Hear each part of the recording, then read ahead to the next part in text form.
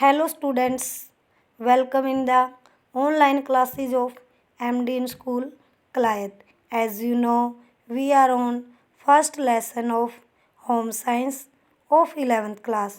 आज हम 11th class का होम साइंस में फर्स्ट लेसन में जीवन चक्र की विभिन्न अवस्थाओं का संक्षिप्त वर्णन के विषय में पढ़ेंगे। आइए विस्तार से पढ़ें। जीवन चक्र की विभिन्न अवस्थाएं। बालक का विकास जन्म के पहले से ही आरंभ हो जाता है तथा कुछ विशेष अवस्थाओं के द्वारा आगे बढ़ता है। भिन्न भिन्न आयु में विशिष्ट प्रकार के विकास होते हैं। यद्यपि इन जीवन चक्रों की कोई स्पष्ट रेखा नहीं होती, लेकिन एक विशेष उम्र में होने वाले विकास को विशिष्ट लक्षणों के द्वारा अलग किया जा सकता है।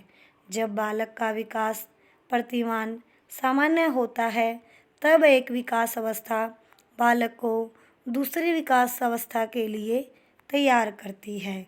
आइए हम इन जीवन चक्र की विभिन्न अवस्थाओं के अनुसार निम्नानुसार पढ़ेंगे। आइए विस्तार से पढ़ें।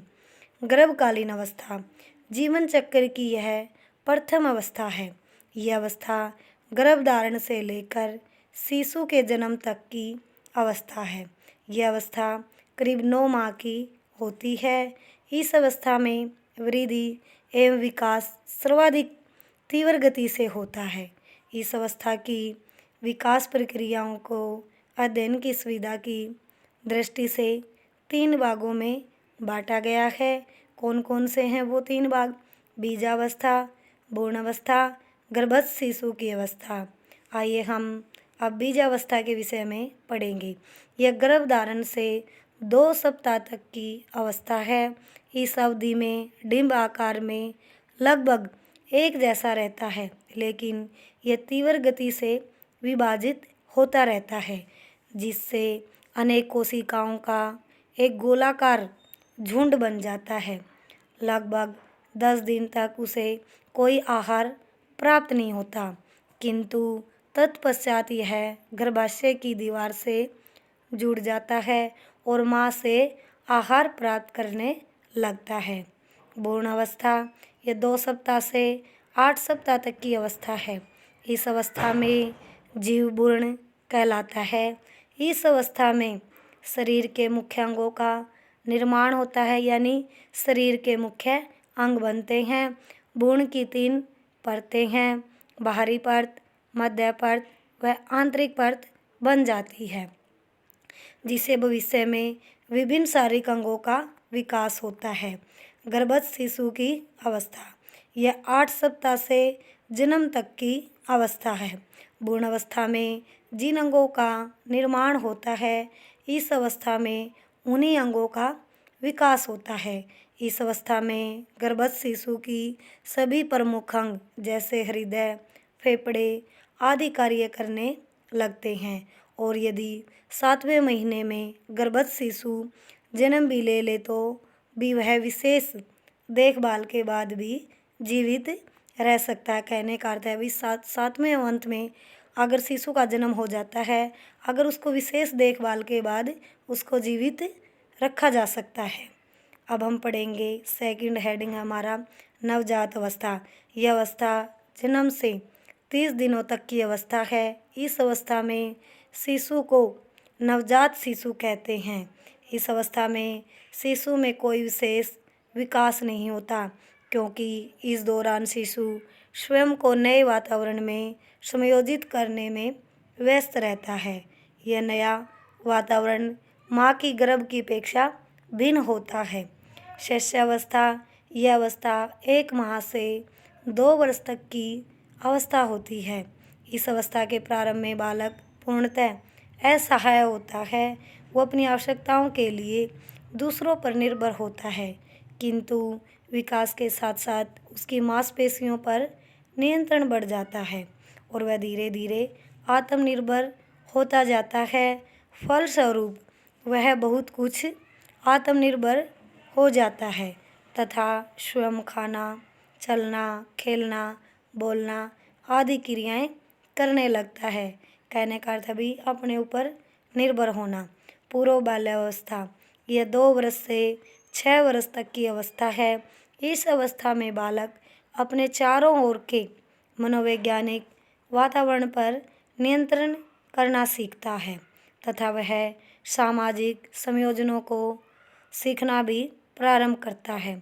इस अवस्था में बालक स्वयं अपने शरीर के ऊपर काम चलाऊ नियंत्रण प्राप्त कर चुकने के बाद अपने पर्यावरण की छानबीन करने के लिए तैयार हो चुका होता है। इस अवस्था के बालकों में जिज्ञासा एवं समूह प्रवृत्ति आदि की विशेषताएं पाई जाती हैं। उत्तर बाल्यावस्था, यह अवस्था 6 वर्ष की आयु से प्रारंभ होकर 11 से 12 वर्ष तक रहती है। इस अवस्था में यौन परिपक्वता तथा किशोर अवस्था का उदय होता है। इस अवस्था की मुख्य विशेषता समाजीकरण है। बालक का अधिकांश समय स्कूल एवं मित्र मंडली में व्यतीत होता है तथा वह समूह में खेलना पसंद करता है। किशोर अवस्था, यह अवस्था 12 वर्ष से 21 वर्ष तक होती है। यह क्रांति की अवस्था है जिसमें बालक न तो बालक रहता है और न ही युवा होता है। यह बाल जीवन की अंतिम अवस्था है। कुछ लोग विकास की इस अवस्था को श्रवण आयु तो कुछ इसे तूफान व तनाव की अवस्था भी कहते हैं। किसे? किशोर अवस्था को, क्योंकि बालक की इस अवस्था में होने वाले तीव्र शारीरिक व मानसिक परिवर्तनों से आसानी से सामंजस्य नहीं बिठा पाते, यानी तालमेल। इस अवस्था में बालकों में सामाजिकता एवं कामुकता संबंधी परिवर्तन विशेष रूप से होते हैं। इस अवस्था में कल्पना का बाहुल्य, समस्याओं का बाहुल्य तथा संवेगात्मक अस्थिरता जैसे लक्षण भी पाए जाते हैं। युवावस्था, यह अवस्था 21 से 40 वर्ष तक की अवस्था है। यह कर्तव्यों, उत्तरदायित्वों और उपलब्धियों की अवस्था है। व्यक्ति अपने कर्तव्यों और उत्तरदायित्वों का भी तभी निर्वाह कर सकता है जब जीवन की विभिन्न परिस्थितियों में उसका स्वस्थ संयोजन हो, और स्वस्थ संयोजन की अवस्था में वह उपलब्धि को प्राप्त कर सकता है। प्रौढ़ावस्था, यह अवस्था 40 से 60 वर्ष तक की होती है। किशोर अवस्था की बात यह भी संक्रांति की अवस्था है, जिसके एक और तो स्फूर्तिवान युवावस्था है, तो दूसरी तरफ अक्षीणता के लिए यह वृद्धावस्था है। इस अवस्था का व्यक्ति पूर्ण मानसिक परिपक्वता लिए हुए स्थिर व शांत मनोवृत्ति वाला होता है। इस अवस्था में व्यक्ति अपनी उपलब्धियों के शिखर पर होता है एवं पिछले वर्षों के परिश्रम का सुफल यानी सुख भोगता है। इस अवस्था के प्रारंभ और अंत में कुछ शारीरिक परिवर्तन होते हैं। 40 वर्ष की उम्र आते आते व्यक्ति की जनन अक्षमता में ह्रास होने लगता है। वह महिलाओं में रजोनिवृत्ति के लक्षण दिखाई देने लगते हैं। इस अवस्था के अंतिम पड़ाव पर व्यक्ति को अपने कार्यालयों से अनिवार्यतः सेवानिवृत्त होना पड़ता है। अब हम पढ़ेंगे वृद्धावस्था। वृद्धावस्था जीवन की अंतिम अवस्था है। यह अवस्था 60 वर्ष से मृत्यु पर्यंत होती है। यह शारीरिक व मानसिक ह्रास की अवस्था है जो धीमा या तीव्र हो सकता है। आयु की वृद्धि के साथ साथ की ताकत, स्फूर्ति और प्रतिक्रिया की रफ्तार कम होती जाती है।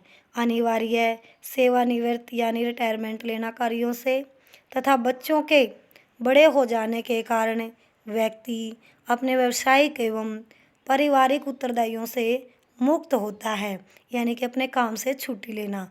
इस अवस्था में व्यक्ति अपने गिरते हुए शारीरिक स्वास्थ्य, बदलते सामाजिक परिवेश तथा बच्चों व नाती पोतों के मध्य पीढ़ी अंतराल के साथ विभिन्न संयोजन करता है। कई बार ऐसा भी माना जाता है कि वृद्ध व्यक्ति अपनी दूसरी बाल्यावस्था में पहुंच गया है, जिसमें उसे अपने हर कार्य के लिए अपने बच्चों पर निर्भर होना पड़ता है, जैसे हम बाल्यावस्था में दूसरों पर निर्भर होते हैं। सेवानिवृत्त दुर्बल एवं बीमार वृद्धों के लिए यह शारीरिक, सामाजिक, आर्थिक एवं भावात्मक असुरक्षा की अवस्था होती है। इस प्रकार व्यक्ति अपने जीवन चक्र में उपयुक्त अवस्थाओं से गुजरता रहता है। आज हम यहीं तक पढ़ेंगे और हमारा लेसन कंप्लीट हो चुका है। और जो मैंने ये पढ़ाया है इस टॉपिक को आप ध्यान से पढ़ेंगे। Thank you students, have a nice day. घर पर रहें, सुरक्षित रहें।